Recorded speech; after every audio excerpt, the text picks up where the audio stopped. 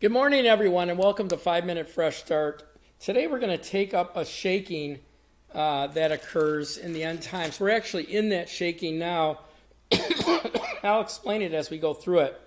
So Hebrews chapter 12, verse 24, it says, to Jesus, the mediator of the new covenant, to the blood sprinkled, that means sprinkled on the mercy seat, that speaks better things than that of Abel. So first blood shed ever in humanity was Abel's blood was shed.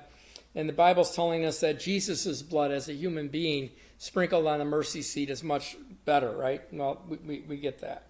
Verse 25, see that you do not refuse him. Now understand that all of the epistles are written to Christians, labeled Christians, true Christians. It's not written to the world. It's not written to somebody that is in the world. It's written to Christians. So when he says that you may not refuse him, he means those that identify themselves as Christians, who speaks.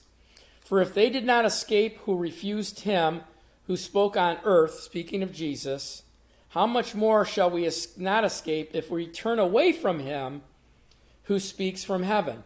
So he's saying those that turn away from him, won't escape. So those that refuse him and turn away from him is what we're talking about here. Whose voice, Jesus' voice, then shook the earth, but now he promised, saying, yet once more I will shake not only the earth but heavens. Now this, yet once more, indicates that the removal of those things that are shaken, as things that are made, that things which cannot be shaken may remain. So the shaking does two things. It removes and it causes those to remain. So what does it do? It separates. The shaking that Jesus will do in the end times will cause a removal from what? The faith, an apostasy from the faith. Those that join back in the world, those that run in fear, those that deny Jesus, those that live like the world, and those that remain. So those that are shaken and removed are those that turn away, they refuse him, and they're removed by the shaking. Those that remain are those, if it goes on here, it says, therefore, since we are receiving a kingdom that cannot be shaken, in other words, the kingdom will be made up of those that can't be shaken. They won't give up on Jesus or the Word or God, which can't be shaken. Let's have grace by which we may, those that remain, may serve God acceptably with great reverence. We reverence God, and what do? We serve him in godly fear. And so here's what's going on. The shaking is threefold. There's the shaking in the world of wars, rumors of wars, nation against nation, kingdom against kingdom, famine, pestilence, and earthquakes, upheaval in nature. Those are God's judgment on the world. When you look at all of his shaking in the Old Testament, all of his judgments, it was either war, famine, pestilence, or upheaval in nature, destruction. So, those are God's judgments coming on the entire earth. Then in Matthew 24, you'll be hated of all nations. They'll kill you.